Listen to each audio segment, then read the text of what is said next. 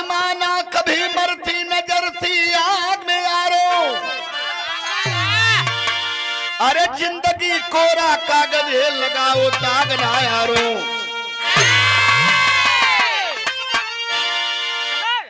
अगर दुनिया में आए हो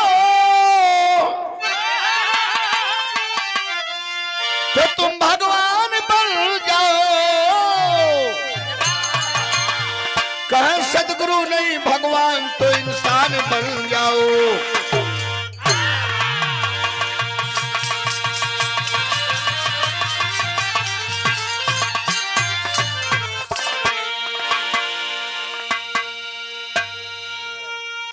बड़ा बढ़िया बात कभी लिखले हो। हम आप कहल जाला मृतक आत्मा। बड़ा झटके में हम लोग कहल जाला मृतक आत्मा, लेकिन यह गलत है। का गलत है? आत्मा मृतक नहीं होती बाबू। क्या होती है? आत्मा अजय और अमर होती है, न मरती है न आग में जलती है। आत्मा ना कभी मरती न जरती आग में यारो। जिंदगी कोरा कागज है लगाओ दाग ना यारो।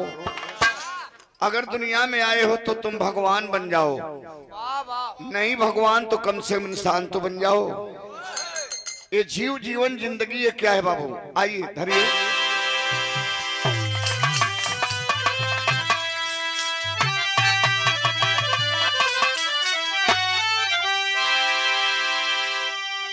भोरवा के मानाए की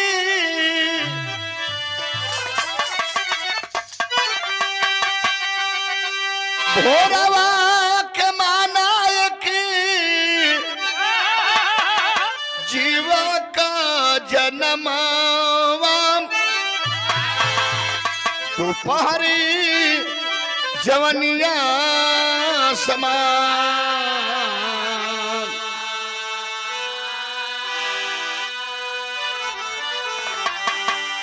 दोपहरी जवनिया समान।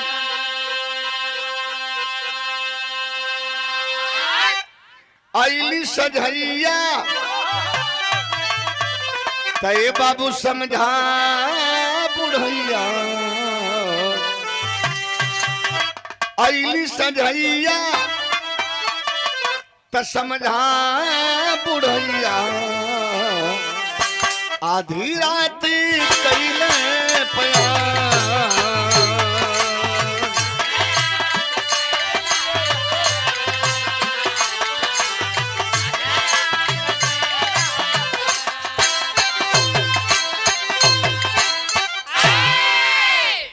यह चार पहर में हमारा आपका जिंदगी हो।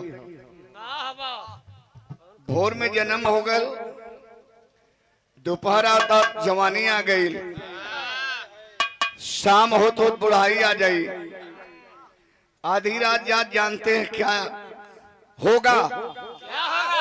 मौत महबूबा आएगी। मौत महबूबा आई और बड़े प्यार से गले लगाई, हंसता हंसत लेके जाई। कोनो बहाना न लगी, अगर मगर लेकिन किंतु परंतु ये कोनो बहाना न लगी, लेके जाई त जाई। यही जिंदगी है। दूध पूत घर परिवार भरल पुरल परिवार छोड़ के नात हित नात सब बाबू चल गए। अरे अब का ओढ़ावेला चादरिया, ए बाबू अब का ओढ़ावेला हो